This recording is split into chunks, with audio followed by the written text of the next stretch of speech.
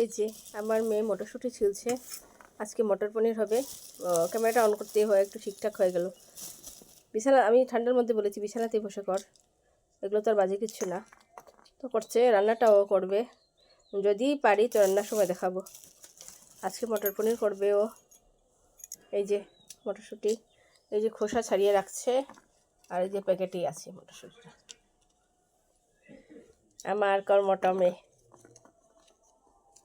ও এগুলো করতে খুব ভালো পায়। যে আমরা তিনজনে দুবেলার জন্য করা হচ্ছে, তো যতটুকু ছিলেছে আর অতটুকু হলে ভালো হয়, যদি পারে অতটুকু করবে, নাহলে আর মোটামুটি আরও করতে লাগবে।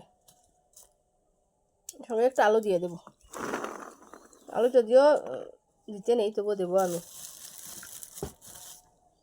আছে কারণ আমার ছেলে তো ওইটার উপরেই খাবে, ও মাছ টাছ খায় না, তো একটু তরকারিটা বেশি হতে হবে। তো ঠিক আছে, বাই।